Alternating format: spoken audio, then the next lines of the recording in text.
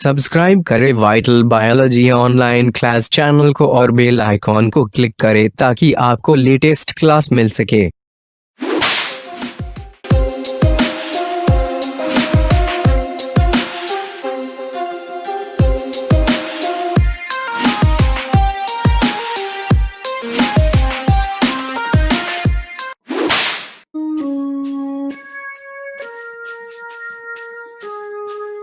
जय गुरु जी बच्चे लोग। जय गुरु जी, जय गुरु जी। उम्मीद करते तुम लोग बहुत अच्छे होंगे। लॉकडाउन तो अनलॉक्ड हो गया, फिर भी आप लोग सोशल डिस्टेंस का पालन करते रहेगा। हमेशा ऑलवेज मास्क का इस्तेमाल जरूर करिएगा और ज़्यादा से ज़्यादा अभी भी घर में ही रहने की कोशिश करिएगा, क्योंकि स्वस्थ रहेंगे तभी सब कुछ होगा, तभी पढ़ाई मन से होगा। बिकॉज बच्चे लोग स्वास्थ्य ही सब कुछ होते हैं, इसलिए अब अनलॉक हो गया, जिसका मतलब है कि खूब घूमेंगे, खूब जो भी कुछ जैसे भी सोशल डिस्टेंस का पालन नहीं करेंगे तो ये सब नहीं करना है। कंट्रोल पर बच्चे लोग। विषय वस्तु बात है, बहुत नोटिस करने के बाद कल का परफॉर्मेंस आपका टेस्ट का लगभग में 50% स्टूडेंट बहुत अच्छा रिजल्ट दिए। उन सभी स्टूडेंट को मैं बहुत बहुत बधाई दे रहा हूँ, शुभकामनाएं दे रहा हूँ और शुभ आशीष कर रहा हूँ, आशीर्वाद दे रहा हूँ। जैसे आप कल मेहनत किए थे टेस्ट में, वैसी मेहनत हमेशा करते रहिएगा। टेस्ट से क्या होता है कि हर एक एनसीईआरटी, हर एक लाइन बाय लाइन का ऑब्जेक्टिव आपको टेस्ट में आता है। तो आप या तो एनसीईआरटी पढ़िए या तो टोटल टेस्ट दीजिए, दोनों कंसेप्ट क्लियर हो जाता है, तो उससे आपको फायदा ही मिलेगा, घाटा कभी हो नहीं सकता। टेस्ट से आज तक किसी को घाटा हो नहीं किया। बहुत से स्टूडेंट जो मेडिकल का तैयारी करता है, प्रिपरेशन करता है मेडिकल का, और हो जाता है 1 साल 2 साल की प्रिपरेशन हो जाता है, उसके बाद में वो टेस्ट सीरीज ज्वाइन कर लेता है, पैसा देकर टेस्ट सीरीज ज्वाइन करता है, इसलिए कि उसका बेहतर से बेहतर रिवीजन हो सके। तो खैर छोड़िए, और बहुत सुंदर प्लेटफॉर्म पर आप टेस्ट दे रहे हैं। बिल्कुल आप टेस्ट देते सबमिट करते, मेरे पास सब कुछ आया था, आप लोग को देखा चुके हैं, तो इसीलिए बहुत खुश हैं हम। आप लोग से नाराजगी इतना नहीं है। हाँ, पढ़ाई सब नहीं कर पाता, कुछ ही स्टूडेंट अच्छा होते हैं, बाकी से तो जानने के तो सहयोगी होते हैं, क्योंकि हर स्टूडेंट का नेचर अलग अलग टाइप के होते हैं और मैं किसी भी स्टूडेंट के नेचर को बदल नहीं सकता हूँ, न बदल पाऊंगा। ये आप भी जानते हो, ये हम भी जानते हो, लेकिन फिर भी मेरा प्रयासरत है कि नहीं, पढ़ाई करें तो पढ़ाई में लापरवाही मत करें, आप पढ़ाई जम के करिएगा और लॉकडाउन का पालन करते रहिएगा। अभी भी अनलॉक हुए उससे क्या, और जितना मैक्सिमम हो सके उतना मैक्सिमम अपने स्टडी पर फोकस करिएगा, पढ़ाई करिएगा। बच्चे लोग, बुक जो आप रीडिंग करके पढ़ाई करते हो वही आपके मेमोरी में सेव होता है। मोबाइल में जो देख करके आप पढ़ाई करते हो वो मेमोरी में ज़्यादा सेव नहीं होता, इलेक्ट्रॉनिक चीज़ों का ज़्यादा। हाँ, बुक में भी इलेक्ट्रॉन आपकी आंखों में जाएगा, रिसीव से आपकी आंख रिसीव करेगा, फिर ब्रेन में जाएगा, फिर ऑसिपिटल लोब में जाएगा, फिर फ्रंटल लोब में, फिर हिप्पोकैम्पस में, अमिगडाला में, फिर सेव हो जाएगा। लेकिन बुक का पढ़ा हुआ बात, और बुक से भी बेहतर होगा जब लिख करके जो पढ़ के वो याद करते हैं, वो बात आपको बेहतर याद रहेगा, बहुत लंबा दिन तक रिविजन करते हैं तो। लेकिन मोबाइल में कोई चीज़ देखते हैं, देखिएगा, देखते तो हैं, अभी भी जस्ट याद है, आधा घंटा बाद 1 घंटा बाद फिर भूल जाओगे। यस बच्चे लोग, ये पैट करके देख लेंगे। मोबाइल की कोई भी बात ज़्यादा देर तक याद नहीं रखता, उसमें बहुत ज़्यादा लाइट का कमाल होता है, इलेक्ट्रॉन का कमाल होता है, तो इतना ज़्यादा पावर के इलेक्ट्रॉन को हम लोग का ब्रेन का भी मेमोराइज नहीं कर पाते सही ढंग से। अब देखना, ना कोशिश करना, अभी जो चीज आप देखोगे, टेस्ट फाइल देखना, मतलब टेस्ट मतलब लिखा हुआ कोई टाइप वाला चीज देख लो और अभी देख लो, अभी याद कर लो, हाँ ये है, और आधा घंटा बाद फिर उसको याद करने की कोशिश करो बगैर मोबाइल का, बगैर देखे हुए, तो ले कुछ याद है ही नहीं। इसलिए प्लीज, ऑनलाइन क्लास तो चल रहा है, ठीक है, समझाने के लिए बेहतर है, समझने के लिए बेहतर है, रिपीट कर सकते हैं, रिमाइंड कर सकते हैं, बैक में जा सकते हैं, फॉरवर्ड कर सकते हैं, बैकवर्ड कर सकते हैं वीडियो को, क्लास को, ये तो होता है, प्रेफरेंस होता है। लेकिन जो टेस्ट फाइल होता है, टेक्स्ट फाइल लिखा हुआ को चाहेंगे आप उसमें से याद कर ले तो नहीं होगा। तो प्लीज एनसीईआरटी तो पढ़ना ही पड़ेगा। और राइट करना ही पड़ेगा। गूगल क्लासरूम में चैप्टर रिस्पिरेशन इन प्लांट्स का डॉक्यूमेंट दे चुके हैं, आप लोग हैंड डाउनलोड मत करिएगा। अभी इतना बात बोले इसलिए क्या आप लोग सोचते कि डाउनलोड हो गया था है ना मोबाइल में, उससे पढ़ते रहेंगे? नहीं, कभी नहीं हो सकता। इसलिए कि प्रैक्टिकल करके देख लेना। अब मोबाइल से पढ़ के देख लेना कोई चीज को, और दूसरा चीज को आप किताब से पढ़ के देख लेना। देखना कि आधा घंटे बाद कौन ज्यादा जल्दी याद रखता है। उसका सेम चीज मोबाइल से भी देखो और किताब में भी लिखा हुआ बात है, ये कॉपी में जो लिख कर पढ़ते हो उसको भी देखो, पढ़ के रिविजन कर देखना। तब पता आपको चल जाएगा कि बेहतर ढंग से कौन आपको याद रखता है। दूध का दूध पानी का पानी पता चल जाएगा। इसीलिए बच्चे लोग, रिक्वेस्ट है कि डॉक्यूमेंट को लिखना जरूरी है, अनिवार्य। डॉक्यूमेंट को तो लिख ही लीजिएगा गूगल क्लासरूम से, हैंड राइटिंग अपने हैंड राइटिंग में डाउनलोड मत करिएगा। और उसमें जितना पॉइंट है सब पॉइंट एनसीईआरटी के निचोड़ है। और प्लस एनसीईआरटी भी पढ़िएगा, मास्टर एनसीईआरटी का ऑब्जेक्टिव बनाइएगा और क्वेश्चन बैंक बना लीजिएगा। बस इतना ही काम करिए ना। देखिए ना, तीनों सब्जेक्ट में फिजिक्स, केमिस्ट्री, बायोलॉजी नीट रखा हुआ, बस उतना ही, ज्यादा नहीं। अब जितना ज्यादा, अगर ज्यादा से ज्यादा अगर किसी दूसरी बुक से, टेक्स्ट बुक से मटेरियल को दे भी देंगे आपको, और वो आपको इतना ब्रेन में आपको सेव ही नहीं हो पाएगा, तो फालतू, उससे मेडिकल नहीं निकल पाएगा। बस ब्रेन आपका संभाल नहीं पाएगा, गाय पाई हो जाएगा। इसलिए कुछ ही सॉलिड, खास, स्पेशल। तो नाउ चलते, अब बहुत ज्यादा बात हो गया। अब आप ही लिख रही बात बोले थे, समझ गए तो समझ गए, नहीं तो कोई बात नहीं, मेरा बात को वापस रिटर्न कर दीजिएगा। चलो कौन बात। तो आज का क्लास का टॉपिक हम लोग का है respiration in plants. Respiration in plants chapter है आज का क्लास का आप लोग का टॉपिक।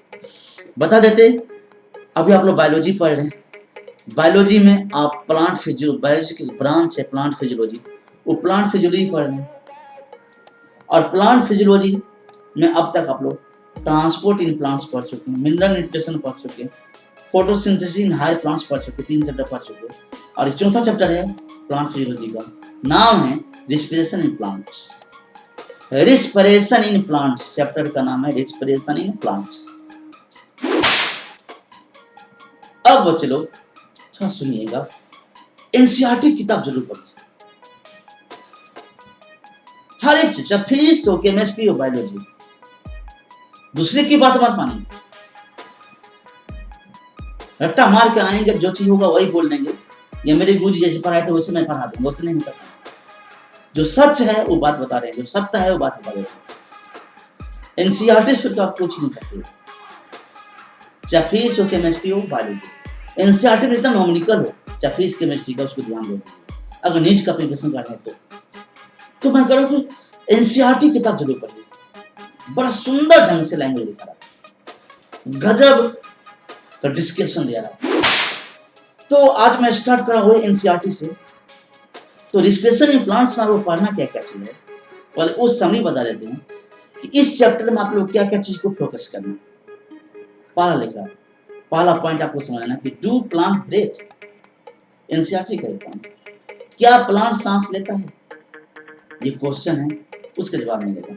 दूसरा है ग्लाइकोलाइसिस, उसका जवाब मिलेगा। फ्रेगमेंटेशन है, उसका जवाब मिलेगा। एरोबिक रिस्पिरेशन है, उसका जवाब मिलेगा। द रिस्पिरेटरी बैलेंस शीट है, उसका मिलेगा, जवाब मिलेगा।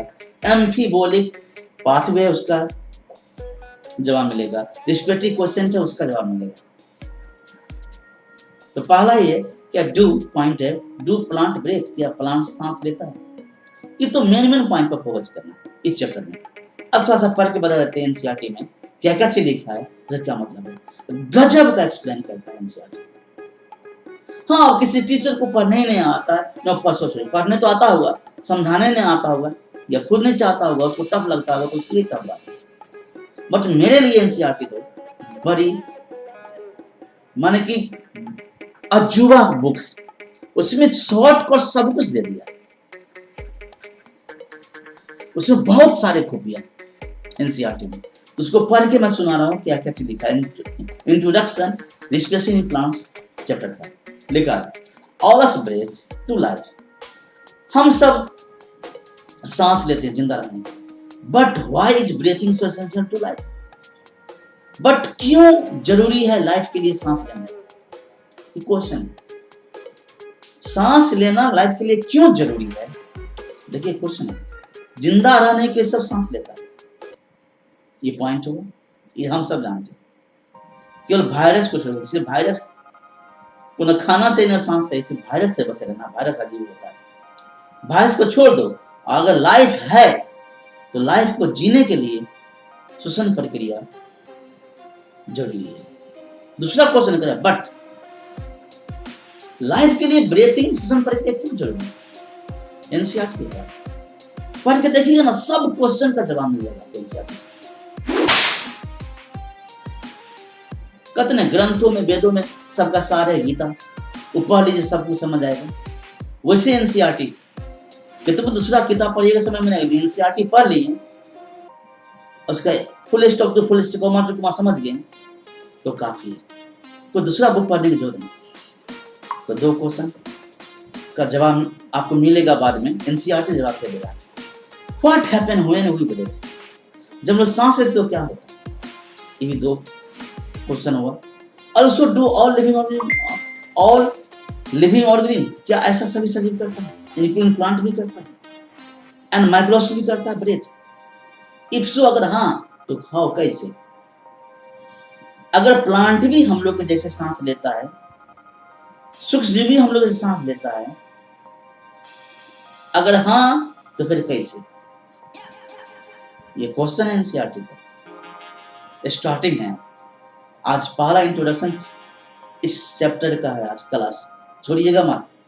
अब नीचे में लिखा पैराग्राफ बदल, all living all need energy for carrying out daily life activity. जितने भी दुनिया में सजीव है, सभी सजीव को जिंदा रहने के लिए, मतलब डेली लाइफ एक्टिविटी को पूरा करने के लिए एनर्जी की जरूरत पड़ती है। ये हमको मालूम है, आपको भी मालूम है, आप सबको मालूम है। Capacity to do work is for energy. काम करने की क्षमता को हम लोग क्या करते हैं? ऊर्जा कहते हैं। अगर ऊर्जा नहीं तो काम नहीं कर पाएगा, ये हम भी जानते हैं, आप भी जानते हैं, और सब जानते हैं। तो अब कह रहे हैं कि all living organism need energy, सभी सजीवों को जरूरत होता है एनर्जी का, for carrying out daily life activity. हम लोग का जो डेली का जो प्रक्रिया है उसको निभाने के लिए ऊर्जा का चाहिए। अब कहीं यहाँ पे कुछ कमजोर स्टैंड होंगे, क्योंकि डेली एक्टिविटी क्या लाइफ का, एक उनकी सांस भी लेते तो लाइफ एक्टिविटी, उसके लिए ऊर्जा चाहिए। हार्ट बीट होता है, उसके लिए भी एनर्जी चाहिए। किडनी ब्लड को फिल्टर करता है, उसके लिए भी एनर्जी चाहिए। मेरा हाथ हिल रहा डोल रहा, उसके भी एनर्जी चाहिए। मेरा आंख से देख रहे हैं, उसके भी एनर्जी चाहिए। बोल रहे उसकी एनर्जी चाहिए। खाना पच रहा, उसकी एनर्जी चाहिए। घूमेंगे फिरेंगे, एनर्जी चाहिए। ये डेली एक्टिविटी हो।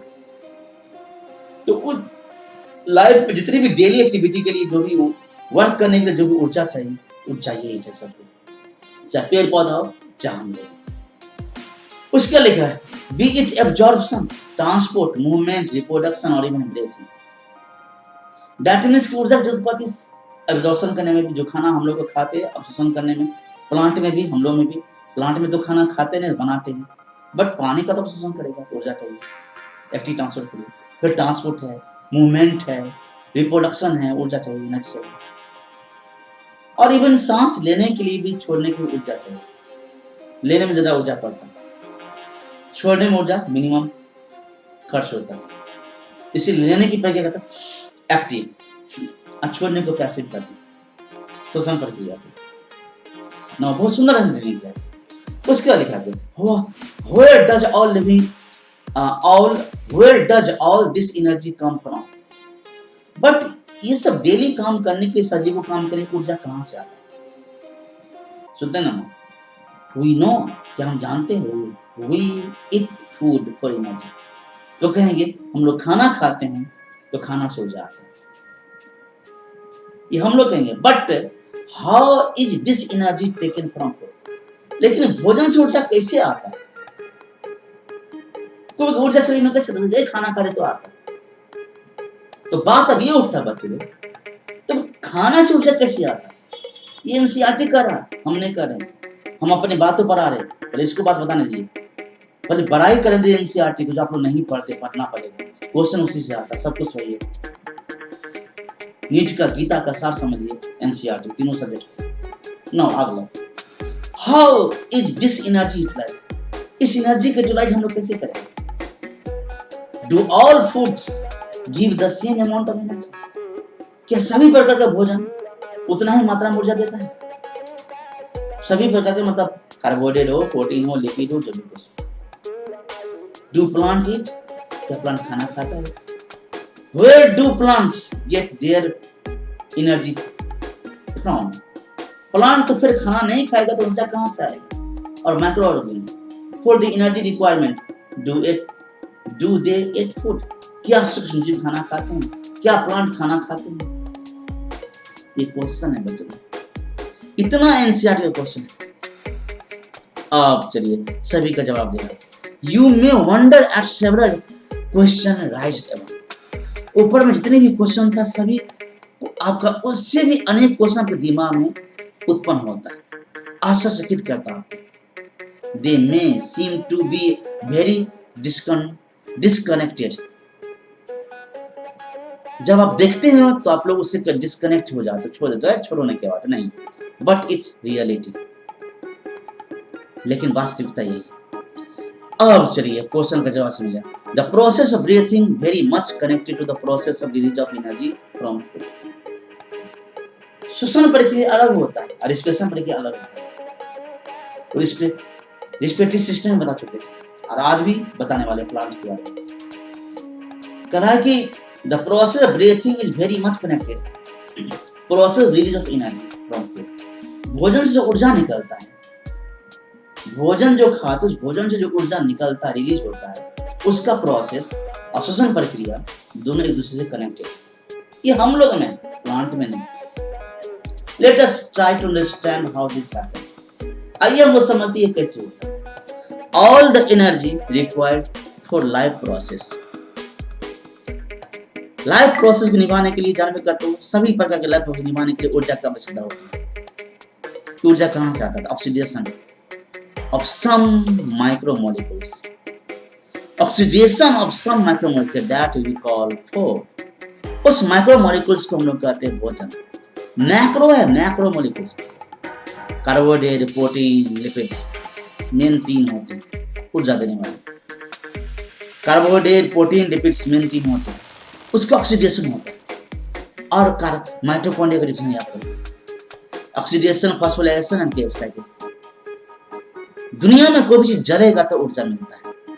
जो हम लोग खाना खाते हैं वो खाना भी आपके सेल में जाएगा, सेल के पास में माइटोकॉन्ड्रिया उसको ऑक्सीडेशन करता है, तब जाके एटीपी बनता है। और उस एटीपी का इस्तेमाल होता है हम लोग को काम करने में। ये तो हम लोग को पहले से भी मालूम, लेकिन प्लांट पर चली चलती है। तो जिससे हम लोग को ऊर्जा मिलता है उसको हम लोग कहते हैं भोजन कहते हैं, उसको ऑक्सीडेशन किया जाता है। और करने वाला हम लोग के सेल में एक ऑर्गेनेल है, कोशिका में, जिसको हम लोग कहते हैं माइटोकॉन्ड्रिया। ये हम लोग को मालूम है। अगला पॉइंट इसमें लिखा है ओनली ग्रीन प्लांट, सुनिएगा, only green plants and cyanobacteria can prepare their own food. केवल ग्रीन प्लांट्स है, ग्रीन प्लांट्स में एलगी भी आ जाएगा, हालांकि रेड होगा, ब्राउन होगा, बट प्लांट किंगडम के अंतर्गत जितने भी होते हैं सब फोटोसिंथेसिस करेगा भोजन बनाने के लिए। और साइनोबैक्टीरिया फोटोसिंथेसिस करेगा, और एक बगैर फोटोसिंथेसिस का भी खाना बनाने का आर्किबैक्टीरिया, केमोडोट्रॉप्स कहते हैं उसको, archaebacteria can prepare their own food by the process of photosynthesis. अब भोजन बनाएगा, तो भोजन बनाएगा वही भोजन हम लोग खाते हैं, तो वो भोजन खाकर हम लोग को ऊर्जा मिलता है। सुनने की कोशिश करिएगा, तो ये भोजन में ऊर्जा कहां से आता है? तो पेड़ उस ऊर्जा को स्टोरेज करता है। कब स्टोर करता है? फोटोसिंथेसिस के दौरान। फोटोसिंथेसिस में ऊर्जा कहां से स्टोर होता है? तो वही कौन? भुरकवा, सन, द सन। सभी धरती को ऊर्जा का स्रोत वही है। बच्चे लोग, सब कुछ धरती का ही सब कुछ वही है, सन। सन से ऊर्जा निकलता, वही ऊर्जा ट्रैप करता है, लिखा trap light energy and convert into chemical energy। cystosatosis during the process of photosynthesis that is stored in the bond of carbohydrate. अब उस एनर्जी को जमा कर रखेंगे कार्बोहाइड्रेट में, लाइक ग्लूकोज, सुक्रोज, स्टार्च। ये हम लोग को मालूम है, ये एनसीईआरटी पर आ रहा है। We must remember that in green plants too. ये आपको भी याद करना पड़ेगा, ग्रीन प्लांट भी ऐसा करता है। नॉट ऑल सेल, लेकिन ग्रीन प्लांट में सब सेल नहीं करता, सब टिश्यू नहीं करता, सब ऑर्गेन नहीं करता फोटोसिंथेसिस। ग्रीन प्लांट में भोजन बनाने का काम सब सेल, सब टिश्यू, सब ऑर्गेन्स नहीं करता है, ये आप लोगों को भी मालूम है। वही सेल करेगा जिसके पास में करेगा क्लोरोफिल, क्लोरोप्लास्ट रहेगा। क्लोरोप्लास्ट रहेगा तो क्लोरोफिल रहेगा, ग्राना रहेगा, थैलाकोइड रहेगा, स्टोमा रहेगा, लैमेलिया रहेगा। That are most often located in superficial layer. जो प्लांट के क्लोरोप्लास्ट वाला सेल सुपरफिशियल लेयर में पाया जाता है। माता पता को, लेंटिकल्स को माता की दैट मींस तना का दरार तो होता है, जड़ में तो लाइट जाता है। Hence even in green plants all other organs, tissue, cells that are non-green need to full oxygen. आप समझने की कोशिश करिएगा। हम लोग कहते हैं पेड़ पौधा खाना नहीं खाता है, खाना बनाता है, उसको जाके क्या बच सकता है, खाना तो खुद बनाता है। अब क्वेश्चन जवाब मिल रहा है यहाँ पर, कितना सुंदर ट्रेनिंग किया। केवल पेड़ पौधा में वही पार्ट भोजन बनाता है जिसके सेल में क्लोरोप्लास्ट रहता है ना, और क्लोरोप्लास्ट मेनली प्लांट के लीफ के सेल में रहेगा, मेसोफिल सेल में, ग्राउंड सेल्स में रहेगा, स्पॉन्जी पैलेसेड सेल्स में रहेगा, और थोड़ा बहुत लेंटिकल्स में रहेगा, मतलब बार्क छिलका वाला सेल जो होता है पेड़ का, तना में थोड़ा सा रहेगा। बाकी जो उसके पास में जो सेल है, ऑर्गन है, टिश्यू है, उसको भी तो एनर्जी की जरूरत होता है काम करने के लिए। बाकी जो खाना बनाए कोई बात नहीं, वो तो खाना बनाएगा यूज हो जाएगा energy during the time of photosynthesis में। लेकिन बच्चे लोग जो नॉन ग्रीन पार्ट है, जड़ हुआ, अंदर का पार्ट हुआ, फ्रूट्स के अंदर का पार्ट है, उसको खाना नहीं बना सकता, उसका सेल, टिश्यू, ऑर्गन सेल, तो उसको भी तो चाहिए अब एनर्जी। कहां से? भोजन से ही। इसीलिए उस सेल में भी माइटोकॉन्ड्रिया भोजन को जलाता है, तो एटीपी बनाता है, ऑक्सीडेशन करता है।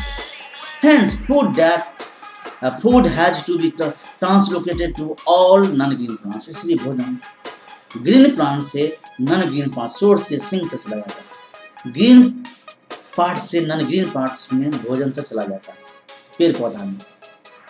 और जब भोजन जाएगा तो भोजन को जलाएगा, और जलाने वाला ऑक्सीडेशन करेगा, वो ऑर्गेनेल है, उसका नाम है माइटोकॉन्ड्रिया। और माइटोकॉन्ड्रिया को जलाने के लिए, ऑक्सीडेशन करने के ऑक्सीजन चाहिए। ऑक्सीजन तो चाहिए, बगैर ऑक्सीजन का ऑक्सीडेशन तो हो नहीं सकता, बगैर ऑक्सीजन का ऑक्सीडेशन तो हो ही नहीं सकता है बच्चे लोग। ये आप भी जानते हो, ये हम भी जानते हैं। इसीलिए फोटोसिंथेसिस एंड रिस्पिरेशन दो अलग प्रक्रिया। पेड़ पौधा भी सांस लेते हैं। अब चलिए आगे क्या लिखा है, एनिमल्स आर हेटेरोट्रॉफ्स, ये तो हम लोग जानते हैं। दो ऑब्टेन फूड फ्रॉम प्लांट्स, ये भी हम लोग जानते हैं। भोजन एनिमल से भोजन प्लांट से प्राप्त लेते हैं। डाइट करेगा तो हर्बीवोरस कहते हैं। प्लांट से एनर्जी भोजन हम लोग डाइट प्राप्त करते हैं तो हर्बीवोरस शाकाहारी, और जो इनडायरेक्टली करेगा कार्निवोरस मांसाहारी।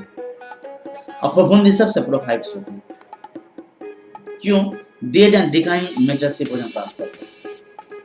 अगला पॉइंट लिखा है, what is important to recognise is that ultimately all the food is required for life process come from photosynthesis. भोजन फोटोसिंथेसिस के दौरान जो भोजन आता है, सभी भोजन को क्या रिक्वायर करता है? रिस्पिरेशन मतलब बच्चे लोग ऊर्जा बनना होता है, मेन याद करिएगा। रिस्पिरेशन मीन्स सांस लेना मत समझिएगा, कनेक्टेड है, वो प्रक्रिया हुआ है जो मदद करता है सांस लेने, सांस छोड़ने। रिस्पिरेशन मीन्स होता है break down of organic food substances and converted into chemical bond energy that is called the ATP, adenosine triphosphate, inside the cells, so the called cellular respiration, and also inside the mitochondria where present elementary particles. So the elementary particles is the structure and function unit of mitochondria. Already known about this, ये आप लोग पहले से ही जान चुके सब बात से। माइटोकॉन्ड्रिया तो इस चैप्टर में आप लोग को कल पढ़ना है, this chapter deals with cell respiration, cell में रेस्पिरेशन कैसे होता है, और the mechanism of breakdown of food materials within the cells to release energy, और किस विधि से, किस तरीका से भोजन टूटता है सेल के अंदर में, ऊर्जा कैसे निकलता है, और ऊर्जा trapping of this energy for the synthesis of ATP, ATP निर्माण कैसे करता है, इस चैप्टर में सोई चीज पढ़ेंगे। अब आगे बढ़ते हैं, अगला पैराग्राफ में लिखा हुआ photosynthesis of course takes place within the chloroplast, ये तो हम सबको मालूम है। फोटोसिंथेसिस होता है, कहाँ होता है, क्लोरोप्लास्ट के अंदर होता है, ये तो मालूम है। किस में, यूकैरियोट्स में। अब आप लोग थोड़ा सा सीन देख के आप लोग खुद समझ जाएंगे, अपने आप समझ जाएंगे।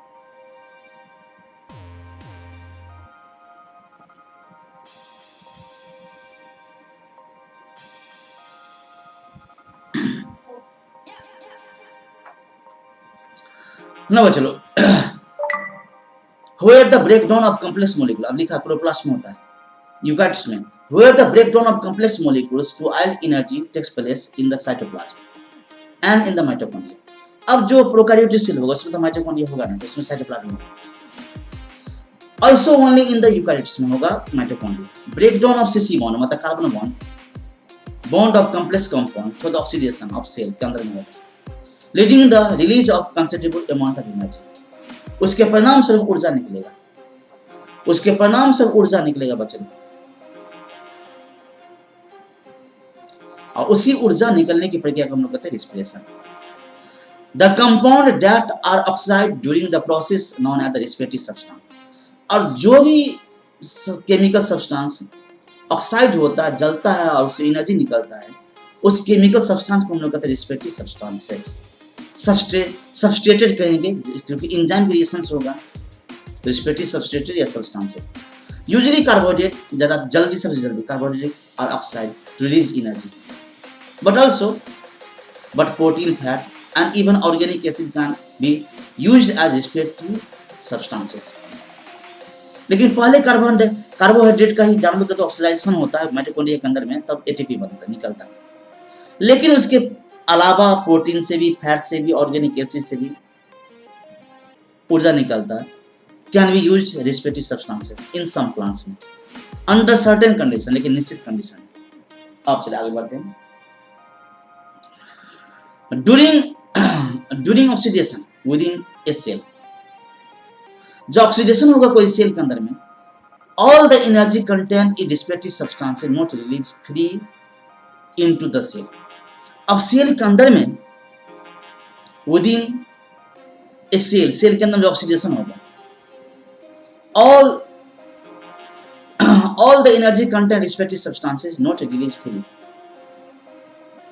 into the cell, सेल से बाहर फ्री होकर नहीं निकलता, और इन ए सिंगल स्टेप, और एक स्टेप में नहीं निकलता बाहर, कुछ ही जल करके सेल से बाहर। It is released in A series of slow step by step, slow धीरे धीरे, step by step wise reaction control by enzyme. और लाइफ में जो इतना भी रिएक्शन होता है, जितने भी एक्टिविटी होते हैं, मैं बोल रहा हूँ, आप देख लो, आप सुन रहे हो, समझ रहे हो, ये सब होता है एक ही चीज से, उसका नाम है एंजाइम्स। और एंजाइम्स बनाने के लिए क्या चाहिए, प्रोटीन्स। आप प्रोटीन खाने के प्राप्त करते हैं, बट उस प्रोटीन को डिजाइन करेगा कौन, राइबोसोम्स। और राइबोसोम्स ऑर्डर कौन देगा, आरएनए। उसका बॉस कौन है, डीएनए। तो फाइनली डीएनए है सब कुछ। लाइफ का जितने भी एक्टिविटीज, सबका मास्टर एक ही है, सबका मालिक एक ही है बच्चों, उसका नाम है DNA. And it is trap the chemical energy into form of ATP, सबको मालूम। और जो ऊर्जा रिलीज होगा, निकलेगा, उस ऊर्जा को ट्रैप कर लेगा एनर्जी बॉन्ड में, उसका नाम है ATP. Hence it is important to understand that the energy released by the oxidation in respiration is not used directly। इससे जिससे ऊर्जा निकलेगा, ये इंपॉर्टेंट डाटा, जो एनर्जी निकलेगा ऑक्सीडेशन के परिणाम से, उसको डायरेक्टली इस्तेमाल नहीं करेगा, क्योंकि बहुत ऊर्जा निकलेगा, धीरे धीरे करेगा इस्तेमाल। आप अभी कमाओगे तो एक बाद एक ही दिन में पूरा खर्च नहीं करोगे, धीरे धीरे खर्च करोगे, वैसी होगा। इसलिए सिंथेसाइज होता है एटीपी का, एटीपी से धीरे धीरे ऊर्जा निकलते रहता है, धीरे धीरे which is break down whenever energy need to utilised. अब वो भी टूटता है, एटीपी टूटता है तो बन जाता है एडीपी, उस ऊर्जा निकलेगा, फिर एडीपी में पी जुड़ेगा तो एटीपी जुड़ेगा, बन जाएगा। प्रक्रिया चलती रहता है, पढ़ेंगे हम लोग पूरे डिटेल से, हम लोग पढ़ेंगे, यूटिलाइज होगा। Hence ATP act at the energy currency of cell. इसीलिए कह सकते हैं एटीपी सेल का एनर्जी करेंसी। आप लोग का रुपये से सब कुछ होता है, लेकिन रुपया आप खा नहीं पाओगे, लेकिन रुपये से खाने वाला वस्तु को खरीदते हैं। वैसी सेल में एटीपी का करेंट इस्तेमाल नहीं करेगा, लेकिन हाँ एटीपी का जब एटीपी भी ब्रेकडाउन होगा तो ऊर्जा निकलेगा, उससे सेल में काम होगा। तो करेंसी हुआ, रुपया हुआ सेल का एटीपी। दिस एनर्जी टैप जानबे का तो ATP utilised in various energy requiring process of organism. सब कुछ में होगा, फोटोसिंथेसिस में होगा, रेस्पिरेशन में होगा, सब कुछ में होगा। तो बच्चे लोग ये एनसीईआरटी पढ़िएगा, बहुत शॉर्टकट है, सब कुछ लिख दिया। अब लिखा अगला टॉपिक लिखा, आप लोग भी देख सकते हो, डू प्लांट ब्रेथ। क्या प्लांट सांस लेता है?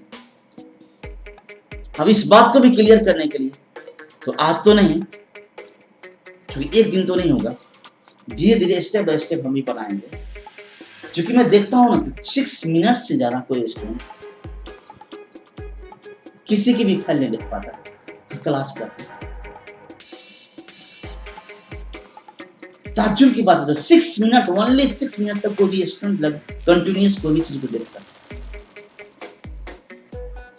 ताज्जुब की बात है। तो ज्यादा पढ़ा के क्या फायदा, आप तो 6 मिनट देखेंगे, एवरेज है, एवरेज व्यू में आता सब कुछ। कितना कौन देखा, टैबलेट से कितना देखा, टेलीविजन से कितना देखा, मोबाइल से कितना देखा, गेम कंसोल से कितना स्टूडेंट देखा। जानते हो मैं लेक्चर को गेम कंसोल से भी देखता है। अब यू नो बड़ी खुशी की बात है, इंडिया ने नहीं है, कुछ विदेशी से भी मेरे लेक्चर को देखते हैं, क्योंकि टेक्नोलॉजी का इस्तेमाल करते हैं पढ़ाने में। ई बोर्ड का जमाना चला गया, तो इसीलिए किसी को भी जो भी एडवांस कंट्री है उसको पसंद आता है, क्योंकि ये बोर्ड मार्कर का जमाना अब जा रहा है धीरे धीरे, वो आदि जमाने का काम हो गया। तो प्लीज आज बस इतने तक, एक ही दिन बहुत ज्यादा नहीं, धीरे धीरे कुछ डेली कुछ उसी से बूंद बूंद से घड़ा भरते। तो नौ बच्चों, जय गुरु जी, जय गुरु जी।